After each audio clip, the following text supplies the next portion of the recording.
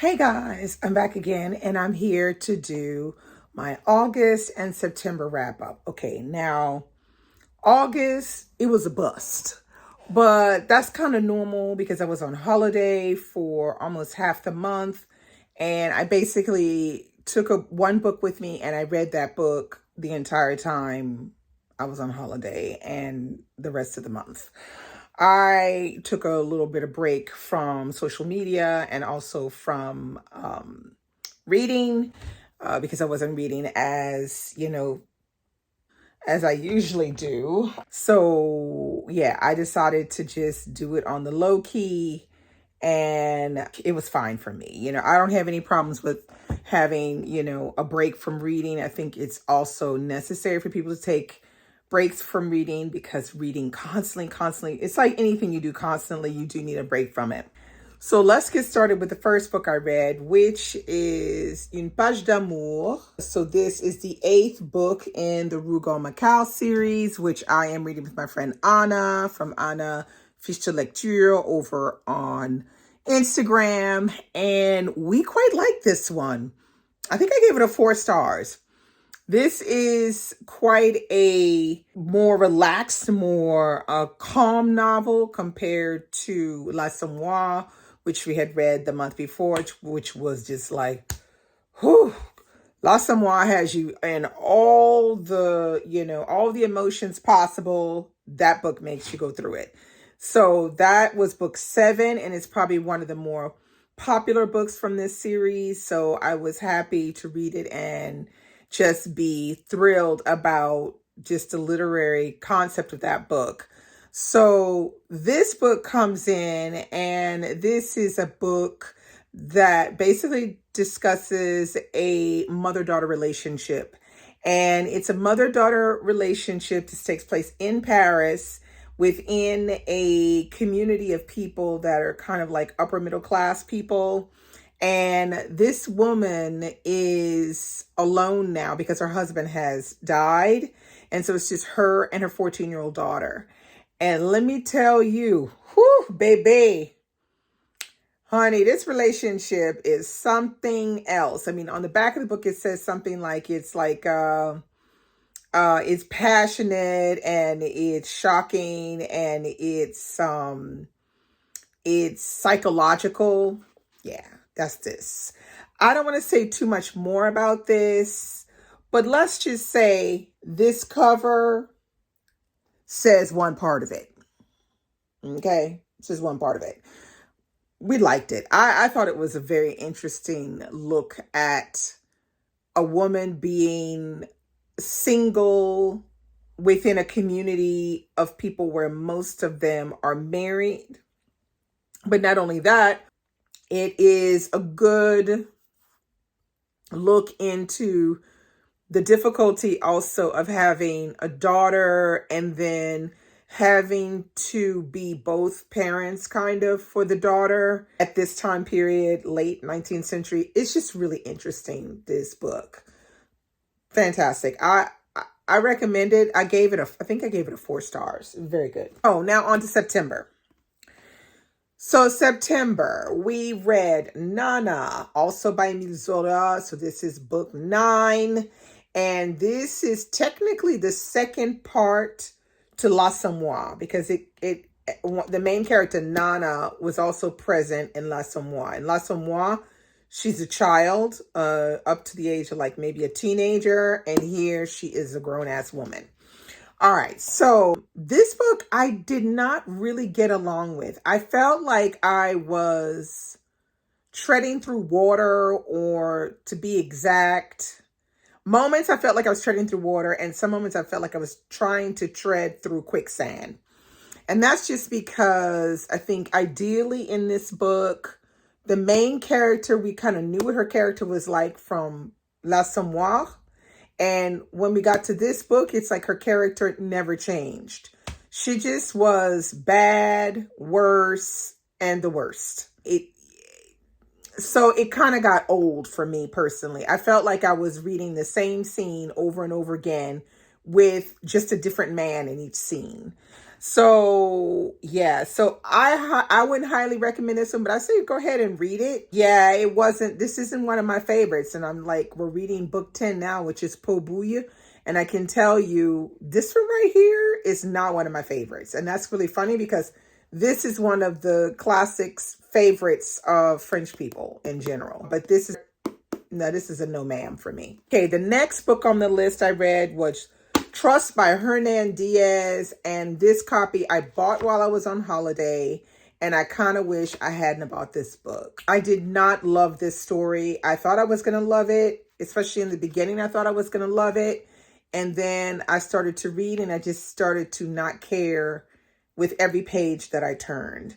Now, this is what I would kind of say is like a story of a book inside of a book, but told in a kind of different way.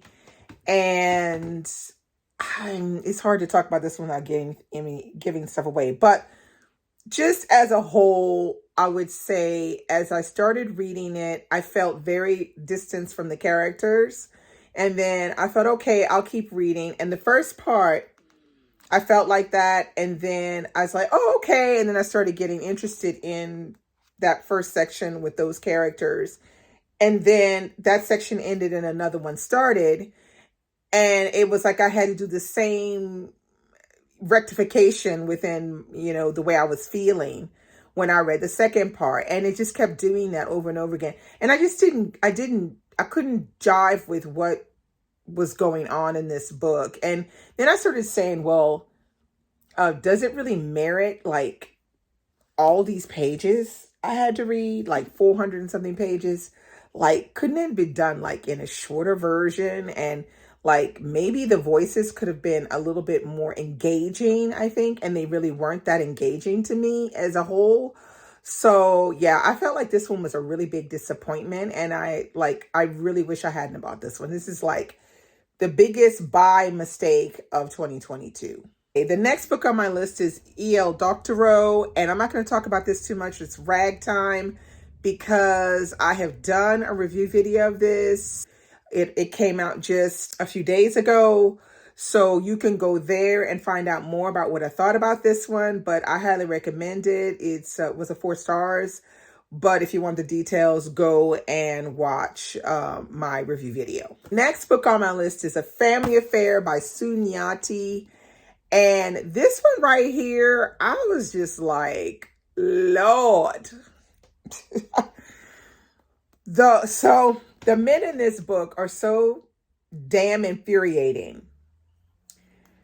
They're damn infuriating. This book covers a family of 5. So it's mom, dad, and the 3 daughters. 3 daughters, you have Zoliswa, Yandisa, and Zandili. And these 3 daughters are really the real crux of the story. But at the same time, you're getting the story of this family as a whole.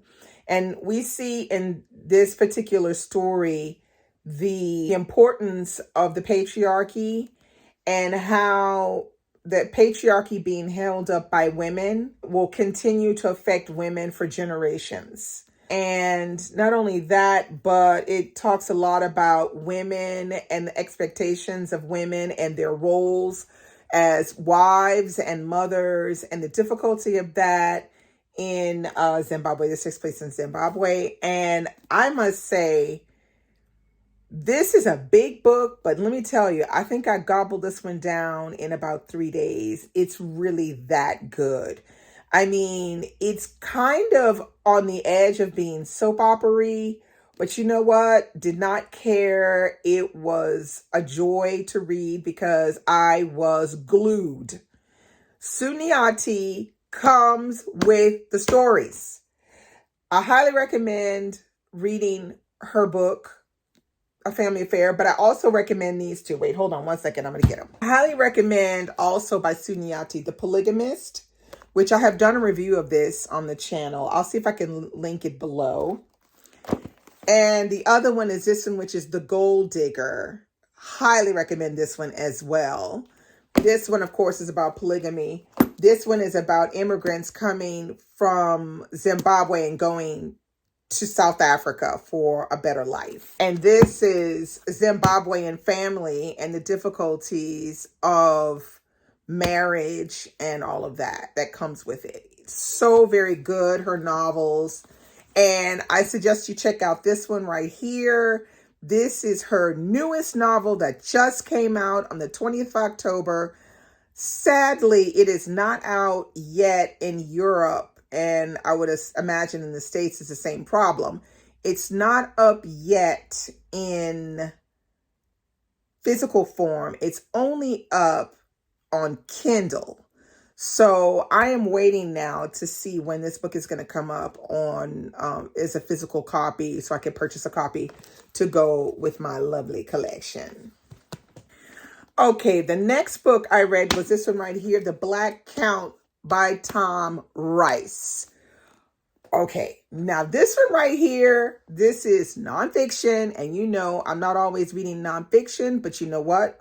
When I do read the nonfiction, I get the good ones, the really good ones. This one is a 5-star read. Okay, now the book it looks long, but it's really not. It's about 330 something pages. And this book discusses Alexandre Dumas' father, who's called, they call him in here, the General Alex Dumas. And let me tell you, his origins being partially slave origin and half royalty is just amazing. And then the fact that he does this very huge, poignant, strong career as a general, and we follow him through all of the, the conflicts and the different countries, and there's even a whole section on the French Revolution. This book is passionate, and Tom Rice really went through a lot to get the information to write about the General Alex Dumas. And I highly, highly recommend this because you can see how maybe Alexandre Dumas, his son, the writer, was influenced by some of the stories told about his father, the general. Highly recommend it. You're going to want to stop reading to go Google stuff all the time because it's just that interesting. You're going to mark your book up just as much as I did. I really recommend this as well for a book club because I read this with my book club in Normandy and we all absolutely loved it. Found it absolutely fascinating. So definitely 5-star read. And it was also a Pulitzer Prize winner. I can't remember what year that was. Maybe, I think 2000, maybe 17 or something like that. I'm not sure.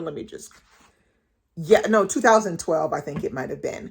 But highly recommend this one. Love this cover too. Lovely. The next book on my list is this one right here, which is called Territory of Light. And this is by a Japanese author who I had personally never heard of before. And I will be discussing this one on the podcast with my buddy, Christy, the other half of Brown Girls Booking. So this book is, in general, about a young woman who separates from her husband and eventually wants a divorce.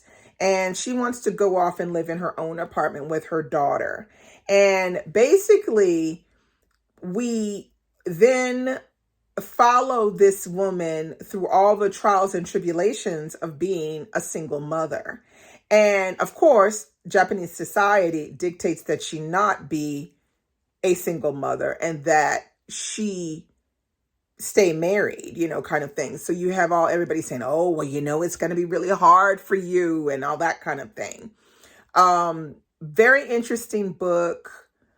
Very conflicting feelings about the main character. She's a terrible mother at times, but I really enjoyed reading it because I enjoyed the voice of the woman because it's written in the first person, but it's written in a very honest, fresh kind of way. It's not something that is, like she's not an unreliable narrator or anything like that.